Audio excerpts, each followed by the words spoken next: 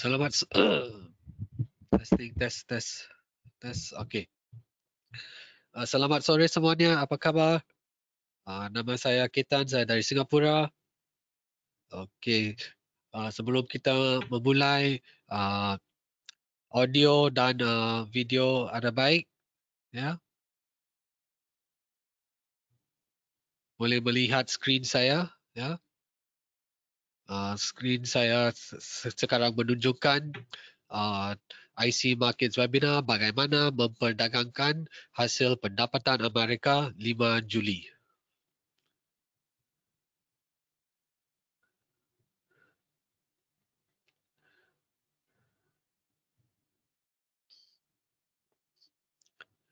Jika ada pertanyaan, sila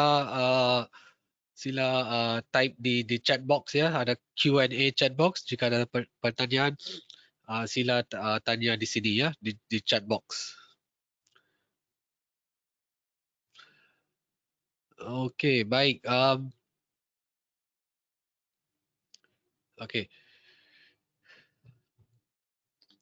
Okey. Sebelum kita memulai webinar ini adalah penafian. Ya, setiap informasi dalam video ini tidak mengandung dan tidak boleh ditafsirkan sebagai berisi saran investasi atau rekomendasi investasi atau penawaran atau permintaan untuk transaksi instrumen kewangan. Semua informasi disajikan sebagai bahan pendidikan saja.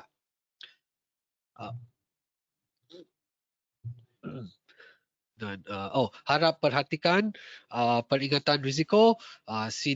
CFD adalah instrumen yang rumit dan memiliki risiko kehilangan wang yang tinggi dengan cepat kerana leverage. Anda harus mempertimbangkan apakah anda memahami cara kerja CFD dan apakah anda mampu mengambil risiko tinggi kehilangan wang anda. Okay. Nama saya Ketan Ramachandra. Saya adalah analis investasi di Everest Fortune Group. Everest Fortune Group adalah finalis untuk Best FX Research dan Best Equity Research pada tahun 2019, 2022 dan 2021.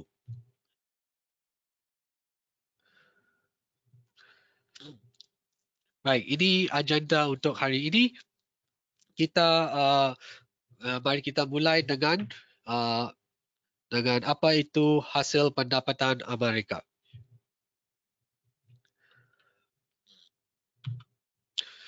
Okey. Hasil pendapatan Amerika apa itu, ya? Ya, ini adalah periode di mana perusahaan publik di Amerika melaporkan pendapatan perusahaan mereka untuk kuartal sebelumnya. Periode penghasilan dimulai 1 hingga 2 minggu setelah bulan terakhir setiap kuartal, iaitu bulan Maret, bulan Juni, bulan September dan bulan Disember. Periode pelaporan untuk kuartal 1 mulai dari Januari sampai Maret. Periode pelaporan untuk kuartal 2 mulai dari April sampai Juni. Periode pelaporan untuk kuartal 3 dari Juli sampai September dan periode pelaporan untuk kuartal 4 dari Oktober sampai Disember.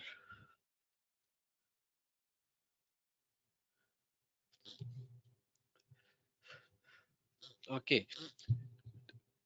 Periode hasil pendapatan Amerika adalah periode yang sangat aktif sebagai semua peserta, ya, seperti analis, trader dan investor meninjau laporan pendapatan, ya. Hasil laba yang baik atau buruk dapat berdampak signifikan pada harga saham perusahaan, ya. Volume perdagangan yang lebih tinggi dari biasanya dapat diharapkan sekitar tanggal pendapatan. Bimbingan ke depan untuk kuartal berikutnya sama pentingnya. Ya. Ada dua elemen yang penting, iaitu hasil pendapatan dan juga bimbingan ke depan, ya, atau forward guidance. Ya.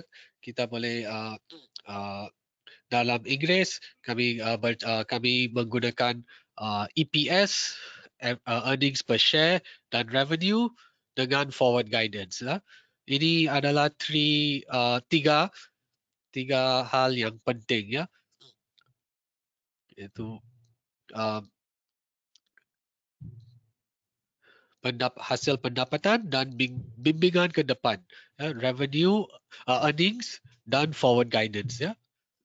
Ini adalah hal yang penting. Okey, apa yang harus kita perhatikan? Ya.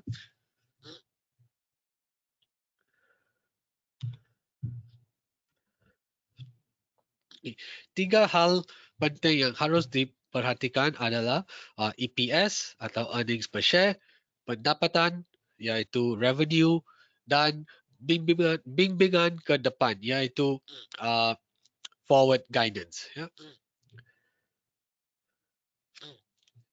Apakah hasil EPS lebih tinggi dari perkiraan? Apakah hasil pendapatan lebih tinggi dari perkiraannya? Jika dua-dua hasil ini lebih tinggi dari perkiraan, kita boleh ini adalah positif untuk ini biasanya positif untuk harga saham, ya. Dan apakah panduan ke depan optimis, ya, iaitu forward guidance optimistic atau bagus, ya.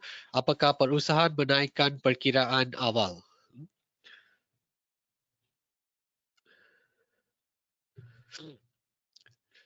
Okey, sebelum kami melihat slide ini, kami pergi ke Google dan kami menggunakan website yang boleh tolong kita untuk mengikuti hasil pendapatannya. Okay, sekarang kita pergi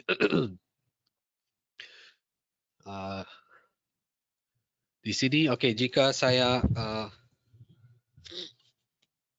apa itu earnings calendar, earnings whispers. Okey, earnings whispers adalah satu website. Kita boleh mengikuti kalender untuk hasil pendapatannya.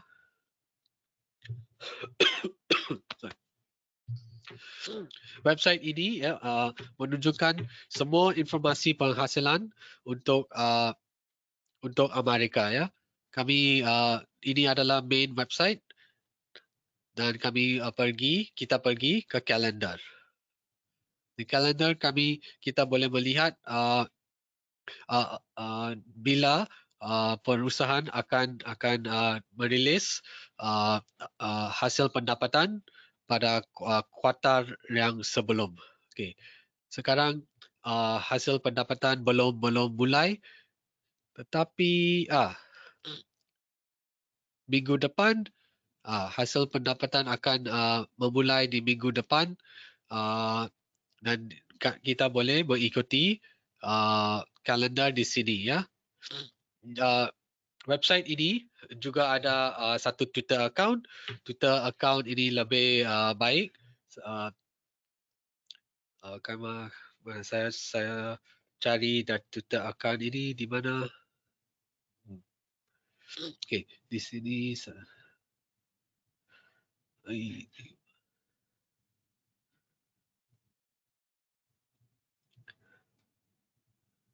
Okey, di informasi, ya, saya pergi di informasi. Okey. Ada dua website yang penting. Okey. Oops.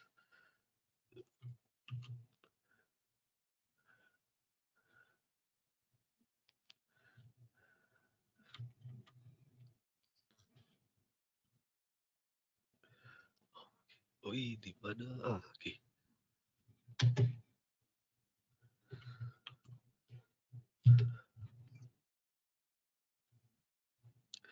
Dan juga ini adalah Twitter account untuk website Earnings Whisper ya.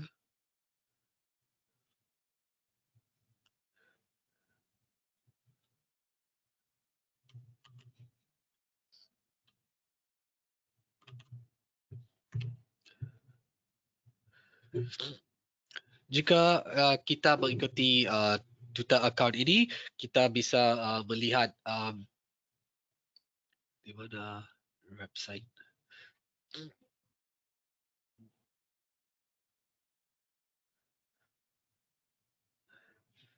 Okey, kita bisa melihat kalender lebih jelas di Twitter dan saya lebih suka menggunakan Twitter account ini untuk mengikuti kalender penghasilan.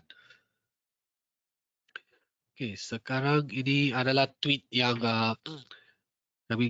kita cari. Oops, di mana apa ni? Okey. Earnings.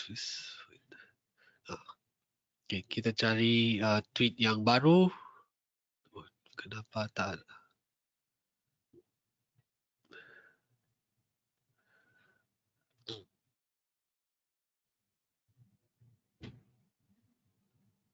Okey, akaun ini sekarang tak ada satu sedikit problem. Tetapi jika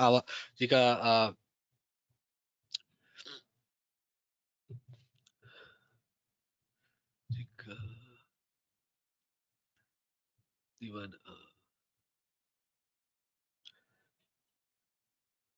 mana website ini ni?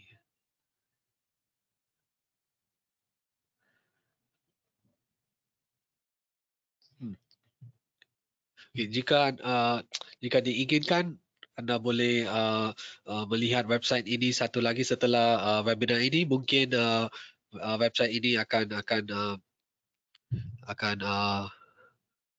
load dengan informasi yang baru ya. Sekarang dia tak loading, tetapi mungkin dia boleh kita dapat mengikuti informasi yang baru di Twitter account.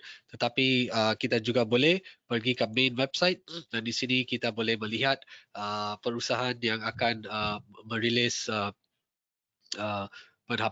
hasil pendapatan pada kuartal kedua ya. Kuartal kedua baru habis. Sekarang kita di bulan Julai, kuartal ketiga baru mulai dan sekarang semua perusahaan Amerika akan merilis hasil pendapatan untuk kuartal kedua. Right. Okay. Kita juga boleh mencari hasil pendapatan dari Google ya. Sebelum itu, okay, FactSet, jika kita boleh melihat website ini, FactSet adalah satu website yang menunjukkan informasi untuk hasil pendapatan. Selalu ada artikel yang baru dengan update dengan apakah perusahaan yang akan merilis hasil pendapatan yang baik. Okay.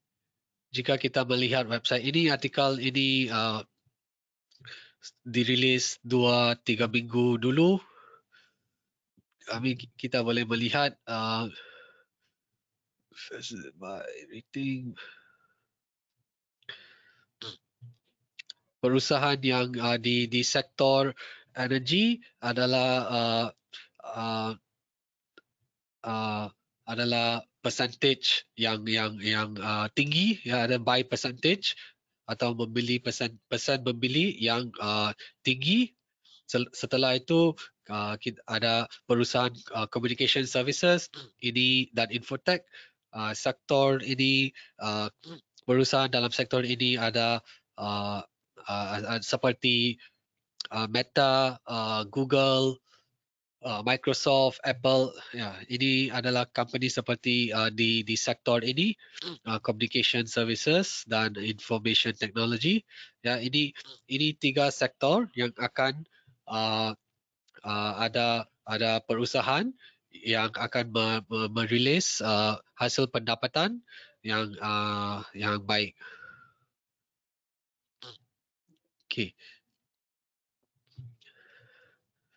Okay. Kita juga boleh mencari hasil pendapatan dari sini. Di mana saya website jika kita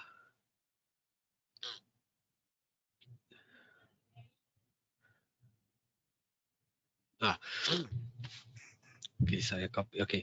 Jika kita dapat melihat laporan untuk hasil pendapatan dengan mencari frasa ini di Google. Ya, jika kita mahu mencari hasil pendapatan, laporan hasil pendapatan untuk Nvidia, kita boleh mencari dengan mencari frasa ini Nvidia investor relations, ya. Okay. Jika kita mencari dengan frasa ini Nvidia investor relations, kita pergi ke website di sini, ya. Kita boleh melihat setiap laporan untuk hasil pendapatan dari Nvidia, ya. Kita boleh melihat Nvidia akan merilis hasil pendapatan untuk kuartal kedua pada tarikh 23 Ogos, ya. Nah, jika kita mahu melihat laporan hasil pendapatan pada kuartal yang sebelum, kita boleh melihat, kita boleh klik di press release atau presentation dan juga 10Q result, ya. Okey, kita sekarang klik all results. Kita boleh melihat setiap laporan untuk hasil pendapatan untuk Nvidia, ya. Ini adalah tahun 2024. Inilah adalah fiscal year tahun, bukan actual tahunnya. So kita boleh melihat ini untuk kuartal pertama pada tahun 2023, tetapi di website dia menggunakan fiscal year. Ini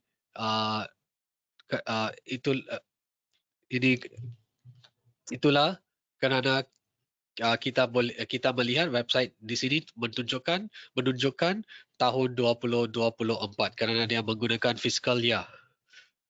Tetapi laporan ini mula dari bulan Januari sampai bulan Maret untuk tahun 2023. Kita boleh melihat quarterly revenue result di mana business division yang ada revenue yang tinggi sekali, dan dia juga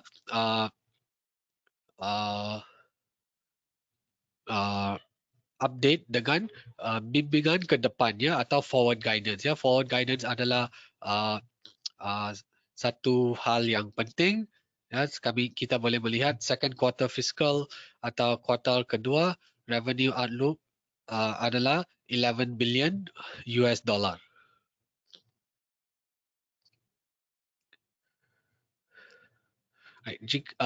Kita juga boleh menggunakan TradingView untuk menunjukkan hasil pendapatan untuk setiap perusahaan dan juga untuk menunjukkan perakiraan untuk masa depannya. Okey, sekarang saya menggunakan TradingView. Saya mencari Nvidia, ya. Nvidia simbol adalah NVDA. Okay. Dan di sini saya sekarang menggunakan karta harian, ya. Time frame saya adalah harian time frame. Okay, saya zoom in sedikit. Dan kita boleh melihat ada dua simbol di bawah, E dan D. E adalah earnings dan D adalah dividends. Ya, yang jika simbol E dalam warna hijau, ini menunjukkan laporan hasil pendapatan pada kuartal ini adalah saya fikir adalah kuartal ketiga. Hasil pendapatan lebih tinggi dari perkiraan. Inilah baik. Ini biasanya positif untuk harga saham, ya. Ada dua hal yang dirilis, yaitu EPS dan pendapatan, ya, EPS dan revenue. Jika EPS dan pendapatan lebih tinggi dari perkiraan, ya, ini biasanya positif untuk harga saham, ya. Tetapi kita mesti perhatikan dengan panduan ke depan selama panggilan konferensi, ya. Panduan ke depan selama panggilan konferensi hanya penting. Ya. Jika panggilan konferensi datanya buruk, ya, kita akan melihat harga saham jatuh, ya. Mungkin EPS dan pendapatan dia lebih tinggi dari perkiraan dan harga saham akan naik. Tetapi panggilan konferensi bermula setelah hasil pendapatan dirilis, dan sebab itu kita mungkin boleh melihat harga saham jatuh jika data dari panggilan konferensi buruk, ya. Of course, jika data dari panggilan konferensi lebih baik dan bimbingan depan atau forecast forward guidance lebih baik, dan of course kita akan dapat melihat harga saham naik lagi cepat, ya. So ada tiga hal yang penting, ya, yaitu EPS, earnings per share, dan pendapatan, yaitu revenue. Dan yang poin ketiga yang penting juga, yaitu bimbingan ke depan atau forward guidance, ya. Forward guidance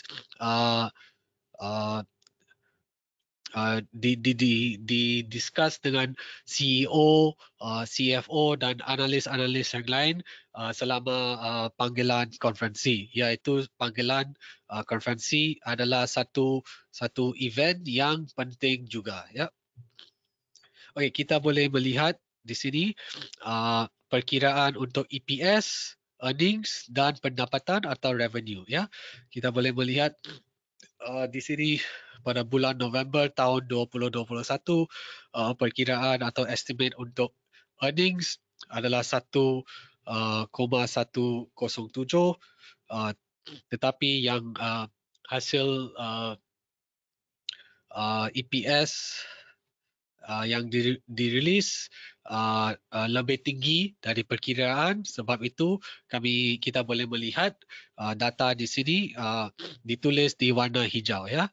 Dan juga revenue atau pendapatan Nvidia pada kuartal ini dia juga lebih tinggi dari perkiraan. Kita boleh melihat revenue atau pendapatan Nvidia pada kuartal ini dia mendapat 7 bilion US dollar dengan perkiraan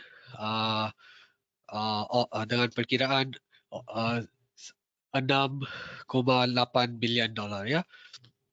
So kita dalam bahasa Inggeris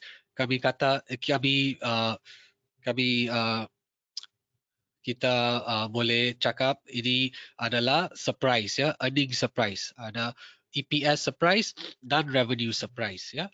Ada dua surprise. Mungkin earnings boleh surprise tetapi revenue tidak lebih kurang, dan inilah kita identify seperti earnings miss, revenue miss, ya. kita boleh melihat di sini pada tahun 2022 pada kuartal ini untuk ini hasil pendapatan laporan untuk kuartal kedua kita boleh melihat EPS ada miss ya, dia miss iaitu dia lebih kurang dari perkiraan ya. Sebab itu kita boleh melihat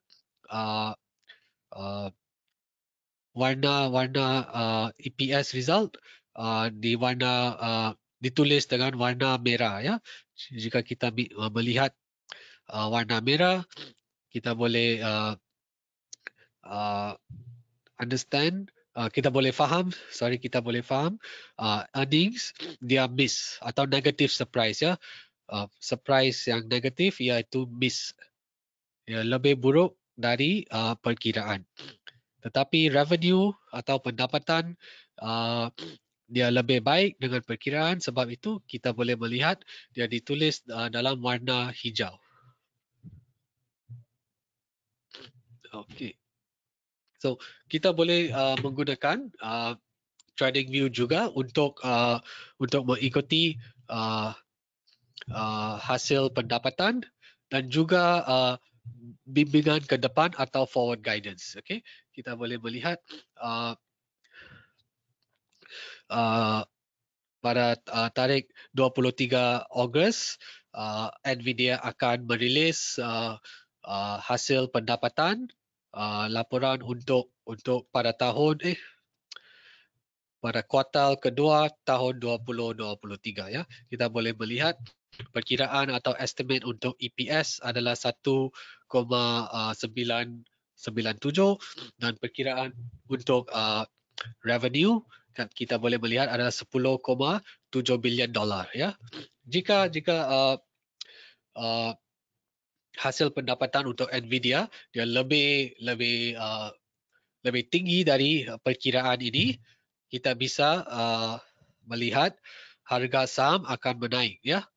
Dan juga kita mesti perhatikan dengan konferensi panggilan konferensi ya.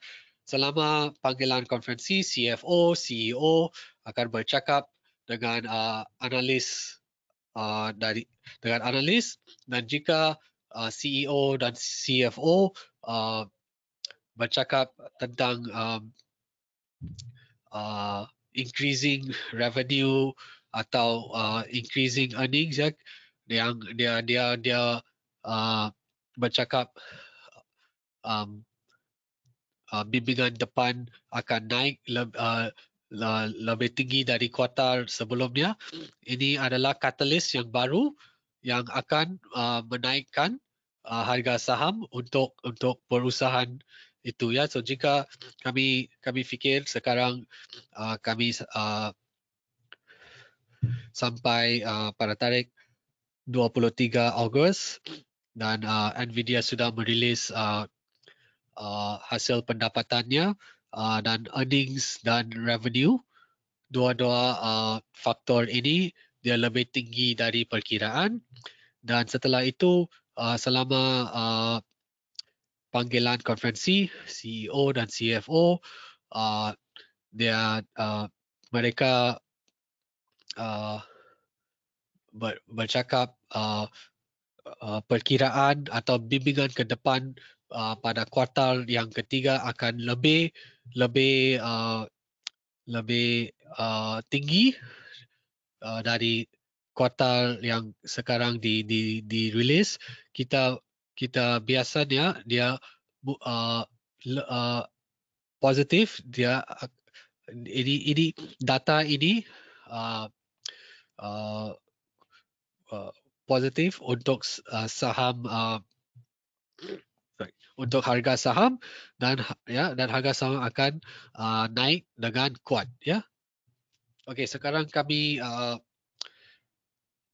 switch back to slides. Okey, sebelum itu ini adalah informasi website ya yang penting ya. So kita boleh melihat ini adalah Twitter account untuk Earnings Whispers. Di sini kita boleh melihat kalender lebih jelas dan of course kita boleh pergi ke main website Earnings Whispers dan juga kita boleh pergi ke website Factset dan di sini dia merilis semua informasi tentang earnings dan revenue untuk perusahaan di Amerika ya. Semua publik perusahaan di S&P 500. Okey, sekarang ya.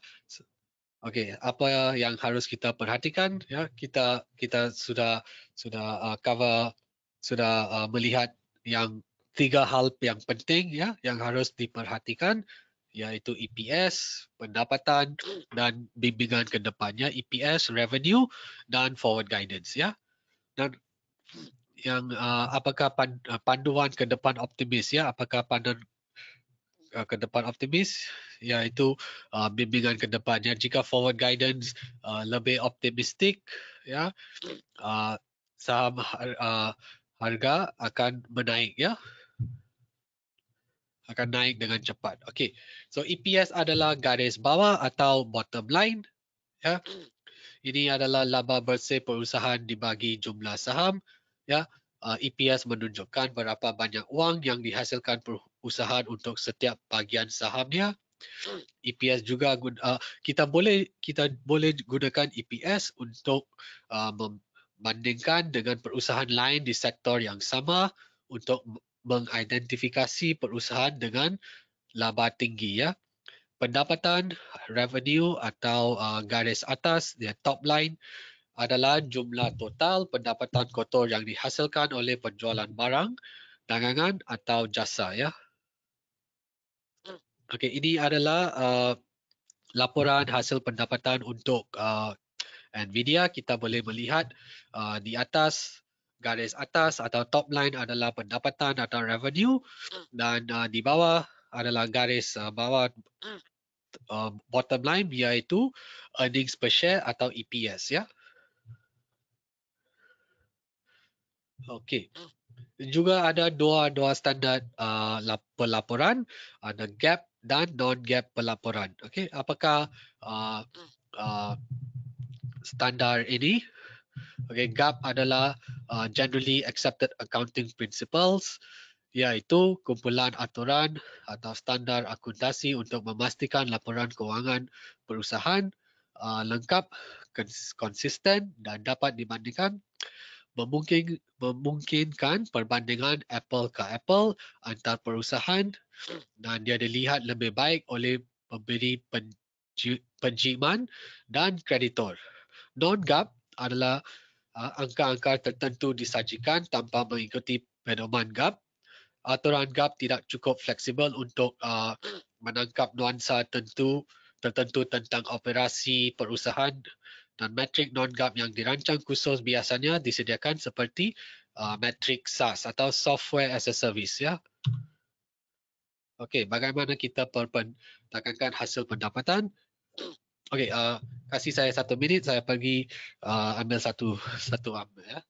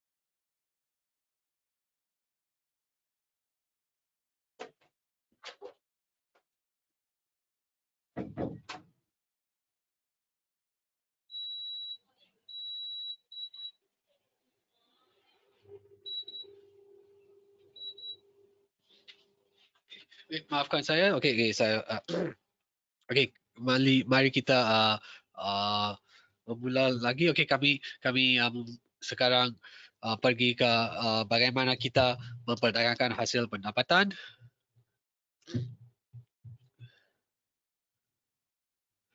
Okey. Oops, apa ini? Okey.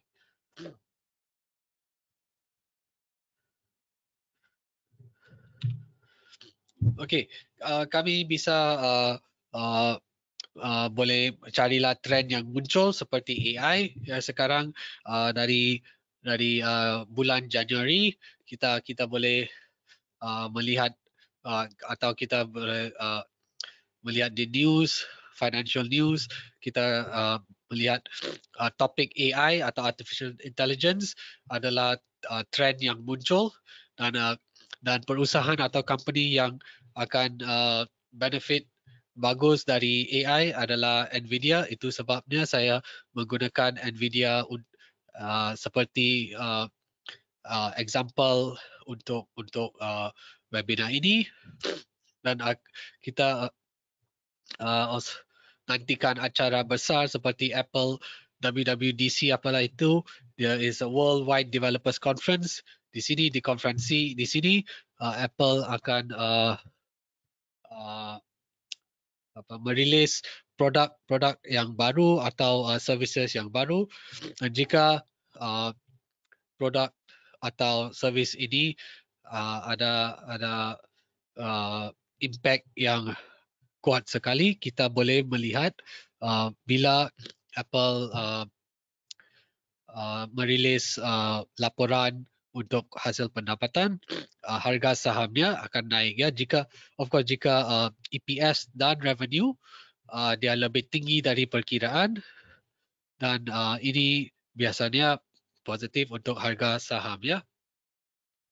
Sebab inilah kita mesti carilah trend, cari acara besar dan also juga cari berita atau data dari perusahaan rantai pasokan ya yang relevan seperti Foxconn iaitu supply chain companies ya. Apple untuk Apple, Foxconn adalah supply chain partner yang penting sekali ya. Jika Foxconn ada banyak problem di factory di China, mungkin kita boleh melihat produksi produk Apple turun dan jika produksi turun, Apple tidak boleh menjual produk-produknya dan servisnya dan dia mungkin akan miss atau mendapat hasilan atau mendapat pendapatan yang lebih kurang ya. Jika pendapatan lebih kurang iaitu revenue dan EPS lebih kurang, of course kita boleh berfikir harga sahamnya akan turun dengan cepat ya. Ini penting. Kita mesti cari atau track supply chain company atau yang penting sekali untuk perusahaan yang untuk perusahaan target ya. So untuk target company kita mesti identify semua supply chain company yang penting untuk produksi pada company itu ya seperti Apple atau Microsoft dan Google juga ya dan Samsung ya. Samsung juga ada banyak supply chain company dan perusahaan supply chain dan jika partner dia ada problem dengan produksi atau dengan exports dan kita ini akan translate into sales yang lebih kurang pada kuartal yang yang akan dapat laporan pada hasil pendapatan ya. Dan also apakah harga komoditas naik ya? So jika kita melihat jika harga minyak naik, harga pompa naik, barang-barang grocery naik, kita boleh fikir that companies seperti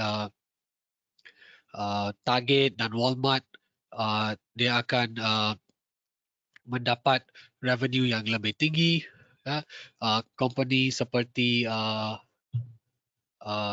apa itu Exxon Mobil, Shell akan mendapat pendapatan yang lebih tinggi juga kerana kita melihat pada tahun 2022 harga minyak naik dengan cepat ya, naik dengan kuat, naik cepat dan dengan kuat.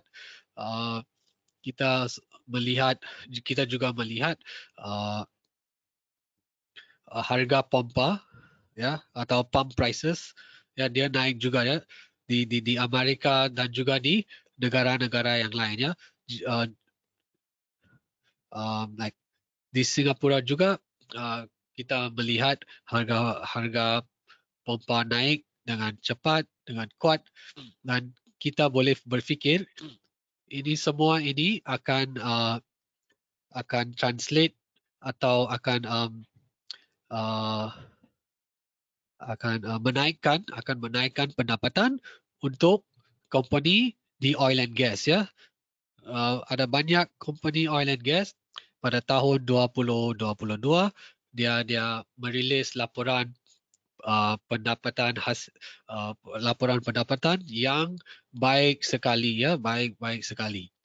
Kita melihat harga saham untuk company seperti Exxon Mobil, BP, Shell ya, dia semua naik dengan kuat ya.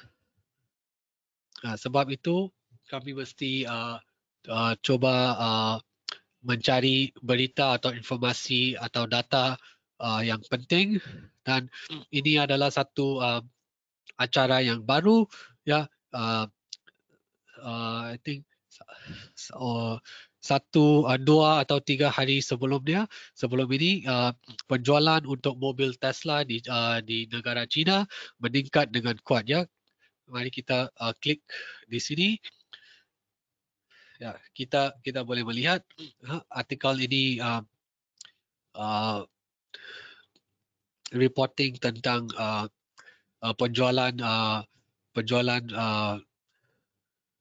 Tesla di negara China ya. Dan kita mesti mengikuti acara-acara seperti ini, dan kita boleh fikir kerana ada banyak positive news, acara positif dari negara China dalam example ini, atau ada dari acara baru dari US sales ya, penjualan di Amerika. Kita boleh berfikir pendapatan untuk Tesla pada kuartal ini akan lebih tinggi, dan pendapatan dia akan naik, dan dia akan merilis laporan yang baik ya. So kami pergi TradingView, kami cari Tesla. Okay, kita boleh melihat Tesla akan merilis laporan pendapatannya pada minggu depan ya, tarikh 9 Juli, dan kita boleh berfikir revenue dan earnings untuk Tesla akan boleh jadi lebih tinggi dari estimate atau perkiraan yang sekarang ditunjuk di sini ya. Kita boleh melihat sekarang perkiraan untuk EPS atau earnings estimate adalah 0,79 dan estimate atau perkiraan untuk pendapatan adalah 24,3 bilion US dollar ya, atau miliar 24 miliar dolar. Dan kita boleh mengikuti acara-acara seperti ini dan kita boleh membuat technical analysis untuk mencari entry point yang baik. Kita menggunakan karta harian untuk Tesla dan kita boleh membuat technical analysis dan kita coba identify overlap support pertama dan overlap resistance pertama dan juga kita mencari overlap support dan resistance kedua ya. Kita saya zoom in sedikit. Okey, kita boleh melihat kerana ada news seperti ini, kita boleh melihat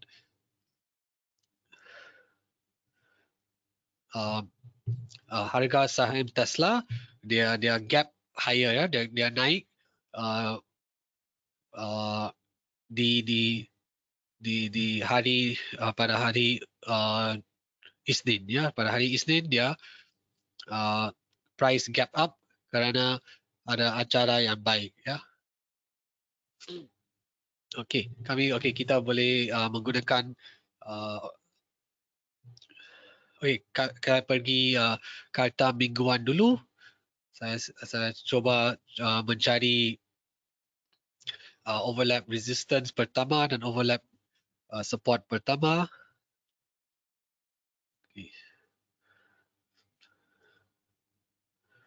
Okey. Saya boleh ini adalah satu level yang mungkin baik. Okey. Kita boleh melihat harga Tesla dia react dari level di sini satu kali, dua kali, tiga, empat kali ya, adalah 3 atau 4 kali harga Tesla dia react dari level sini sebagai resistance dan support. Mungkin inilah adalah satu level yang baik. Okey, sekarang kami coba mencari level untuk support. Okay. Saya dulu menggunakan Fibonacci retracement. Okey, di sini. Okey, kita melihat karta harian jika dia baik, kita mesti bila kita menggunakan Fibonacci retracement, trendline ini mesti mengikuti harga dengan baik. Kita mesti melihat trendline yang mengikuti harga ini. Saya fikir tidak ada baik. Okey, sekarang saya akan gunakan swing low di sini, swing low di 27 April. Kita boleh melihat jika kita menggunakan 27 April sebagai swing low starting point, kita boleh melihat trendline dia mengikuti harga dengan baik ya. Sebab itu kami menggunakan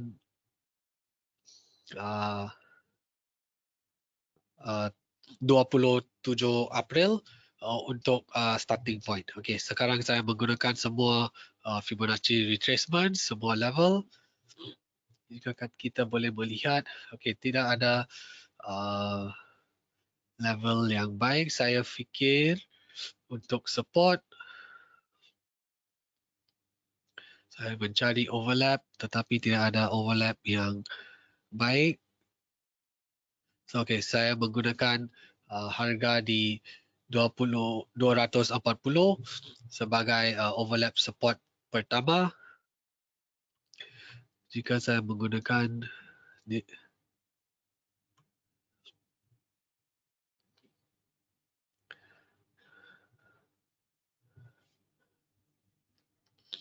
Okey, so kita boleh melihat level ini. Okey, ini ada banyak gap. I think saya menggunakan di sini. Okey, kita boleh melihat harga Tesla dia react dari level di sini 2 kali, sudah bounce dan rebound, dan sekarang akan naik sampai resistance pertama ya. Dan juga ada Fibonacci retracement 38 di sini. Kita boleh highlight ini seperti zone resistance pertama untuk Tesla, harga Tesla. Dan zone kedua support kita boleh ini adalah satu overlap yang baik ya, dan dia juga kami menggunakan ini seperti overlap support kedua. Dan dia dekat dengan Fibonacci retracement di 61. Okay, dan saya akan highlight zone ini. Okay, so kami menggunakan dua faktor untuk mencari overlap support untuk atau mencari support zone untuk harga Tesla ya. Kita boleh melihat ada overlap support dan Fibonacci retracement di 209, dan kita boleh melihat ada overlap support dan Fibonacci retracement di harga 20 di level 241 dolar ya. Untuk resistance, okey, kita boleh melihat mungkin level ini boleh menggunakan seperti resistance pertama, tetapi saya akan menggunakan Fibonacci extension dan cuba mencari level resistance yang lebih baik. Fibonacci projection menggunakan 3 point. Okey, di mana? Okey, saya fikir Fibonacci projection kita boleh menggunakan 61.8% untuk resistance kedua. Saya menggunakan 61% untuk resistance kedua, dan kita boleh melihat dia line up ada satu overlap di sini juga.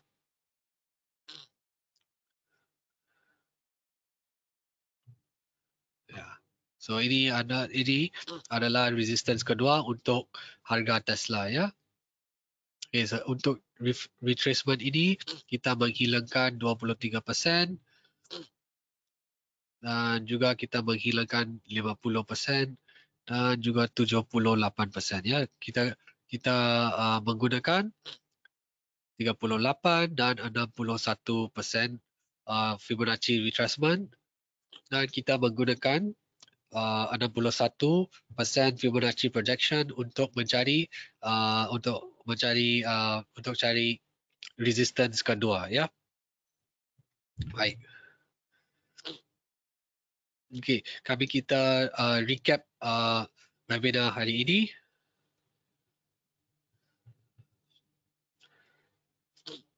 Okey, so apa itu hasil pendapat Amerika ya? Ada 4 periode pelaporan. Right, periode penghasilan dimulai 1 hingga 2 minggu setelah bulan terakhir setiap kuartal. Ya, ini adalah periode yang sangat aktif sebagai semua peserta ya, seperti analis, trader, investor, dan ini juga kita bisa melihat ada volume perdagangan yang lebih tinggi dari biasanya, dan bimbingan ke depan untuk kuartal berikutnya sama pentingnya ya. EPS, pendapatan, dan bimbingan ke depan adalah 3 hal yang penting untuk company, untuk laporan pendapatan untuk company itu. Okay. Apa yang harus kita perhatikan, ya, yaitu EPS, pendapatan dan bimbingan ke depan, ya. Okay, EPS adalah garis bawah atau bottom line. Pendapatan atau revenue iaitu adalah garis atas atau top line. Ini adalah example untuk Nvidia.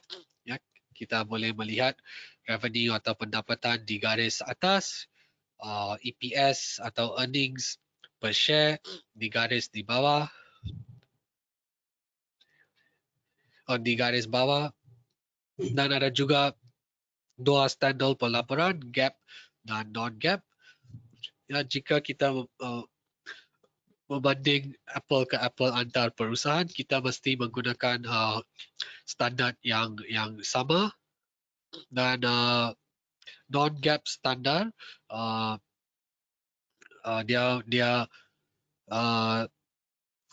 dia adalah metrik untuk company seperti SaaS companies, software as a service companies, dan kita mesti mencari trend yang baru, yang penting, dan juga kita mesti mengikuti acara-acara untuk main target company dan juga supply chain company, kerana kita melihat Tesla ada acara yang baru, ya, dia menjual lebih banyak kereta di negara China, dan sebab itu kita boleh fikir penjualan untuk kuartal kedua untuk Tesla akan lebih baik atau lebih tinggi dengan lebih tinggi dari perkiraan yang original, ya. Okay. Inilah adalah 3 website yang penting dan kita boleh menggunakan untuk mengikuti laporan hasil pendapatan untuk company di Amerika, ya. Okay. Dengan itu terima kasih semuanya atas waktunya dan juga kesabarannya, dan terima kasih telah mengikuti webinar ini. Ya, sampai jumpa minggu depan. Ya, terima kasih.